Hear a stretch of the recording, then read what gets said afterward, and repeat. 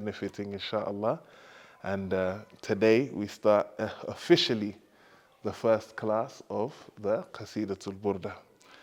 So the first chapter deals with the introduction to the poem. And it's what they call in Arabic a ghazal.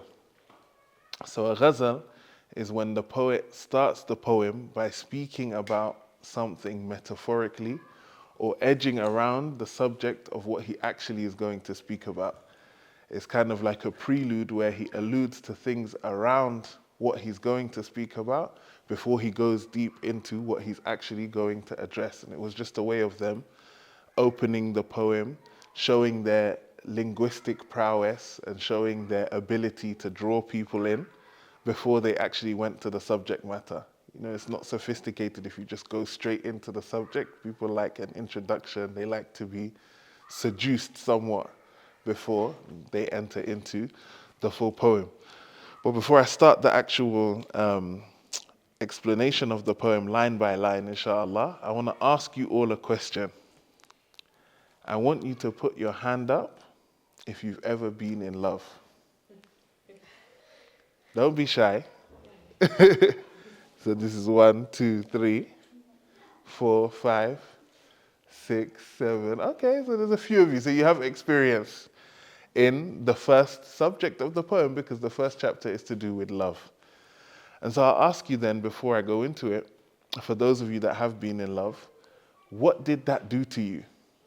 What did the love that you had do to you? Good or bad? We don't need to mention names, but symptoms and actions. What did the love do to you and how did it change your normal behavior from when you were not in love to when you were in love? How did it affect you?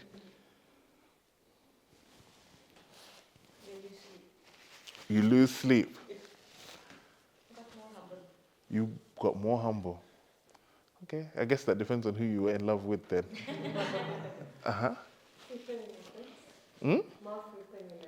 More frequent remembrance. So you were always thinking about the person that you're in love with. Hunger. You lose hunger, so you lose your appetite. Oh, you guys were seriously. You guys were down bad, man. You guys were down bad. Huh? Different appetites. Okay, okay. Double entendre, okay. Anyone else? I know there's some people holding back. Don't hold back. This is poetry. You have to be expressive. I can't explain the poem properly if you don't express yourselves. Because poetry in Arabic, the word for poetry is shi'r, and it's connected to the word sha'ara, to feel. It's about your emotions, it's about a feeling, and that feeling, you express it through words in order for people to be able to feel the way you feel. Real good poetry is supposed to be able to infect the person who's listening with the state of the person who had written the poem. So if they're feeling intense sadness, through listening to the poetry, you're supposed to be able to feel that sadness. If they're feeling intense love, through listening to the poetry, you're supposed to be able to feel that love. And so the whole point of poetry and why it's more potent than prose is because poetry is what transfers the state of the nazim, the writer, to the state of the listener. And so that's why in Tasawwuf, poetry holds such an important place because it's a means by which you can inherit the spiritual states of the awliya and of the scholars who are writing these poems. And so we saw some of the symptoms of love. We saw that you lose hunger, you lose sleep, you constantly think about the person that you're in love with. It changes your character. And what's interesting about love is that it transforms you in a way that you do not have control of yourself. So you're totally controlled by this emotion to the point that sometimes your mind and your better judgment is telling you, don't be in love. But your heart wants what it wants, you feel what you feel, and you can't control your feelings. And so that's what this poet, Muhammad al-Busayri, was experiencing when he began the poem, and he said, أَمِن تَذَكُّرِ جِيرَانٍ بِذِي سَلَمٍ مَزَجْتَ دَمْعًا جَرَى مِن مُقْلَةٍ بِدَمِي. So what he explains here, some of you, I don't think have experienced it. If you had, I feel sorry for you. He says, is it by remembering the neighbors or the companions of the Salam. So the Salam is an area. So when the people who explained the poem explained it, they said it's an area in between Mecca and Medina. Another explanation is that Salam is a type of tree. And so he's talking about a specific type of tree that only grows in the Hijaz. So when you think of that tree, you can only think of that area. And so he's saying, is it because I'm remembering the people who live in that area? And who are the people that live in the area? It's the Prophet Muhammad sallallahu alaihi wasallam and the Sahaba. So he's asking himself, is it because of your remembrance of the people who live in this area, in Mecca and Medina, the people of Hijaz, the people of Sayyidina Muhammad, or Sayyidina Muhammad sallallahu alaihi wasallam himself, مَزَجْتَ دَمْعًا جَرَى مِنْ مُقْلَةٍ بِدَمِي, that tears are flowing from your eyes that are mixed with blood. That he's crying so profusely through the longing, through the passion. Who was the person that said they cried when they were in love? None of you did. None of you admitted it, but I'm sure you did. He's crying so much that the tears are now becoming mixed with blood because of the intensity of his longing and his love and the way in which he's crying because of him remembering the person that he's in love with. أم حبت الريح من تلقاء كاذمة وأومض البرق في ظلماء من عظمي. He said, or is it the breeze that's coming to me from the direction of Kazima? And Kazimatin is also another area near Medina Munawwara. So he's getting closer on his journey. Or is it the flash of lightning that I see in the darkness around the area of Iram? So he's combined different modes of experience. He's remembering, which is internal, and then he's smelling and feeling the scent of the breeze blowing from the area, and then he's actually now physically looking to the direction of the area and seeing the lightning. So he's expressing that all of the different ways, his five senses and his internal mental state, are all being preoccupied with the love that he has for the person that he's in love with. Not only that, but it shows you that the love that he has is slightly obsessive, because anything connected to the thing that he loves triggers him to remember the person that he's in love with. You know, sometimes when you're in love with someone, you hear a song. If you listen to music, some people believe music's haram, guys. So I'm not encouraging you to listen to music, but if by chance you and your person that you're in love with, you have a song, you know, this is our song. There's a memory that's attached to the song. You were in a specific place and the song was playing, or they sent you the song to express the way they feel, etc. Anytime you hear the song, it will remind you of that person. Or sometimes, for example, the person that you're in love with, they have a special perfume that they wear, they have a scent. You could have not seen them in years, you've forgotten about them, and then you go on the bus or the train and someone's wearing the same perfume as them, you smell the perfume, and then you're like, wow. And it takes you back to the person that you were in love with. Or now he's seeing, so imagine you're in the bus or you're in the car, you're driving, and you drive past the favorite restaurant where you guys used to go, or the place where you guys used to hang out. You're not in the place, they're not in the place, but the memory of what happened in the place triggers you and takes you back to the memory of the person that you love. So all of these things are a means through which Imam al-Busayri is expressing the love that he has for the Prophet sallallahu alaihi wasallam, that just him remembering the people who are living in between Mecca and Medina, or him smelling a breeze that's coming from the direction of Medina, or him seeing the lightning strike from an area around Medina, all of these things are causing him to remember the intense love that he has for the Prophet sallallahu alaihi wasallam, and to cry out of that love for the Prophet sallallahu alaihi wasallam. And then one of the most powerful verses now next. فَمَا لِعَيْنِكَ إِن قُلْتَ أَكْفُفَا حَمَةً وَمَا لِقَلْبِكَ إِن قُلْتَ اسْتَفِقْ يَهِمِ. He said, and so what's wrong with your eyes? Because every time you tell your eyes to stop, they keep weeping. And what's wrong with your heart? Because every time you tell it to, you know, you try to shake your heart, stop being in love, it falls deeper in love. So it's showing you that even him, his mental, his mind and his logic and the way that he should be is telling him that he needs to pull himself out of this situation. It's okay to be in love, it's okay to love, but this love that's affecting your sleep, affecting your health, you're crying to the point that you're bleeding from your eyes and all of these things, you need to stop. So it shows you that when you're truly in love, when you're really in love, the love will make you do things that you don't even want to do. Love can put you in a situation where you don't have any control over yourself and how you're reacting. That's true love. And so then that means it's important. Obviously, you can't choose who you fall in love with, but it's important for you to love the right person or to love the right things. One of our sheikh in Senegal, Sheikh Ibrahim Niass, he says, وَكُلٌّ وَلَيْلَاهُ وَبَرْحَامَ مُبْتِلًا بِأَحْمَدَ خَيْرِ النَّاسِ أَيْنِ الْبَهَائِ. أَيْنِ الْبَهَائِ. He recites the poetry, so he knows it better than me. He says, everybody has their Layla. You know the story of Layla and Majnun? That Majnun was somebody that he was in love with this lady called Layla.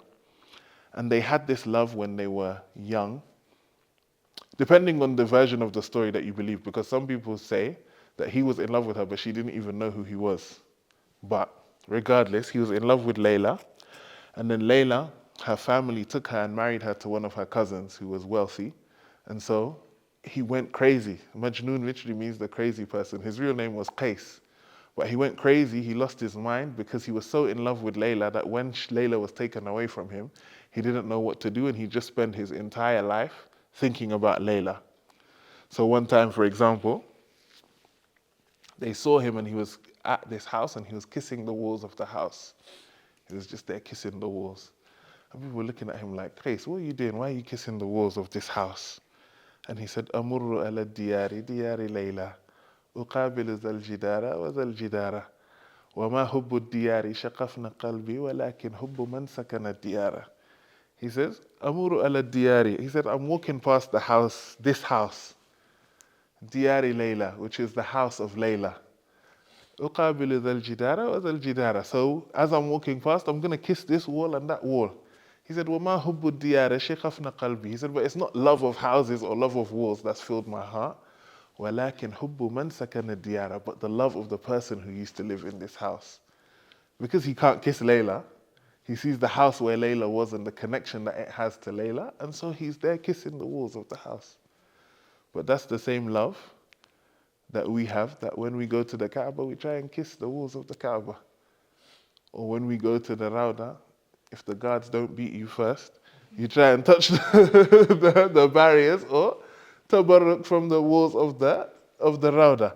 It's not the love of the Kaaba or the love of the walls, but they represent Allah and the Prophet. And we have that love and we have that attachment. So Sheikh Ibrahim Niass was saying, everybody has their Layla. He says, but as for me, Barhama is a nickname for Ibrahim. I have been trialed and tested with the love of Ahmed, sallallahu alayhi wasallam, who's the best of creation. And so the love that you have for the Prophet, sallallahu alayhi wasallam, because the next stage in love is, actually we'll get there after, let me finish the poem. And so he says, أَيَحْسَبَ السَّبُّ أَنَّ الْحُبَّ مُنْكَتِمٌ مَا بَيْنَ مُنْسَجِمٍ مِّنْهُ وَمُضْتَرِمِ. He says, does the sub means, they translate it as somebody who's love torn or they're love struck. Love, sabu comes from the word sababa. Sababa is like the heat that you feel when you're deeply in love with someone. You know, like when you've been crying and you're feeling hot and frustrated. The passion and the love that you have causes you to cry and raises your temperature and you're sweating. So the sabu is the person who's in that state. So when he says, أَيَحْسَبُ السَّبُّ أَنَّ الْحُبَّ مُنْكَتِمٌ, he says, does the person who's in this state think that their love can be hidden? When we see the tears coming from their eyes and we can feel the heat coming from their body, from the love that they have. So it shows you that the love can be so deep that it affects you physically to the point that even when you're trying to hide the symptoms of your affliction, which is the love, you're physically not able to hide it. And all of this is important for us to think about when it comes to us now thinking about the object of this love. He says, لولا الهوى لم ترق دمعنا لا تلل ولا أرقت لذكر الباني والألم. He said, if it wasn't for passion, if it wasn't for love, I wouldn't be here shedding tears at the sight of an abandoned building. Because he's talking about these artifacts that remind him of the Prophet ﷺ. But the time between when the Prophet ﷺ was alive in those places and when he's there in those places is over 1,000 years. So he's saying, if it's not for the fact that I was in love with the Prophet ﷺ, I wouldn't be here crying over an abandoned building or an abandoned camp. I wouldn't be here remembering this tree. So remember I said earlier when they said Zi Salam, it could be the area with the trees. It comes back in this verse because Dhikr al-Bani means the dhikr of the willow tree, wal alami, or of the mountains. So anyone been to Medina? Medina is surrounded by mountains. To the point that when you're coming into Medina, for example, you come past Mount Uhud. And Mount Uhud is a mountain that the Prophet ﷺ said, this is a mountain that we love and it loves us. So you might not even see the Masjid al-Nabawi, but when you come out of the airport and you're driving and then you see the mountain and you're like, oh, is that Mount Uhud? That's Mount Uhud. You're already getting excited because you have that connection to the Prophet ﷺ and you're getting closer to Medina. So he's describing the same thing. He's saying, if it wasn't for the fact that I was in love, ruins of buildings and mountains and trees wouldn't make me cry. Because a normal sane person, they don't see a tree and start crying, or a mountain and get excited, or an empty building and feel some type of love or passion. But because of the love that they had for the person connected to these objects, it invokes these emotions in them. So in the same way, that shows us then that love is the essence of everything. If it wasn't for love that you have for Allah subhanahu wa ta'ala and the Prophet sallallahu alayhi wasallam, there'll be no need for you to stand and pray. Because prayer is just movements. You do this, you hold your hands here, you recite some verses in a language you don't speak, you bow again, you sit down. If there's no love in those movements, the movements are of no benefit.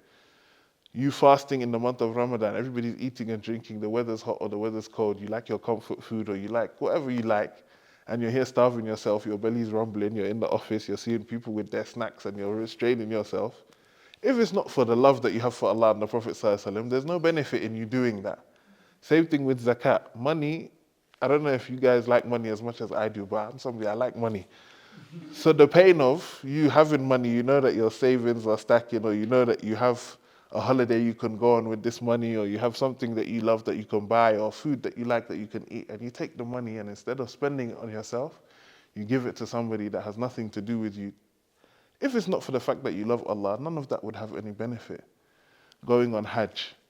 When you see the Hajj price cost alone, you'll be scared. But if you pay it, and you're climbing these mountains and you're doing tawaf around the Kaaba and you're running between Safa and Marwa and you can't use deodorant and you can't use perfume for how many days? If it's not for the fact that there's love of Allah subhanahu wa ta'ala and the Prophet, there's no benefit in doing that. So when he's giving this analogy that if it's not for love, I wouldn't be crying at the sight of an empty building or on the sight of a tree or in the sight of a willow, it's deeper than that. It's us showing, or him showing us rather, that love is the essence of all action that has meaning. And even more than that, as a Muslim, love should be the essence of your worship. And at the end of the chapter, I'll explain why. And there's a verse directly in the Quran that explains this for us. But I'll continue with the poem for now. And so he says, فَكَيْفَ تُنْكِرُ الْحُبًّا فكيف تنكر حبا بعدما شهدت به عليك عدول الدم والسقم. He says, so how now can you hide this love that you have when this love has two witnesses that are standing against you and testifying that you're in love? So when you're in court, there's a crime. You say you didn't do it, but you have two witnesses that come out and say, no, we saw him do it, we're the witnesses. He's saying, how can you hide this love that you have when there are two witnesses that are witnessing against you that you're in love, which is your tears and your sickness. So remember the brother was saying he lost his appetite when he was in love. The other person was saying they couldn't sleep, they had insomnia when they were in love. So if your parents or your siblings were to come to you and say, what's wrong with you? And you say, oh, nothing, nothing, but you're not behaving normally, you're denying that there's something wrong, but these things are witnesses that no, there is something wrong. And so he's saying, how can I hide this love when there's a witness or there's two witnesses against me? And these witnesses are the tears that I'm shedding and the sickness that I feel, the change in character, the change in temperament, because of the effect that the passion and the love that I'm in is having on me. And so he says, وَأَثْبَتَ الْوَجْتُ خَطِّي عَبْرَةٍ وَدَنًا مثل البهائر على الخديك والعنم. He says, and so this love and this sickness, this passion, has drawn two lines on your face or on your cheeks. And these lines are like yellow spice or red, like they've changed literally the color of your face because of the amount of crying that he's crying. And obviously the crying is mixed with blood. We don't know if this is a real thing or if it was just taking poetic license, but he's feeling a type of way, and then there's also physical evidence of the love on his face. And the love of Allah and Rasulullah sallallahu alaihi wasallam is supposed to leave a physical evidence on you.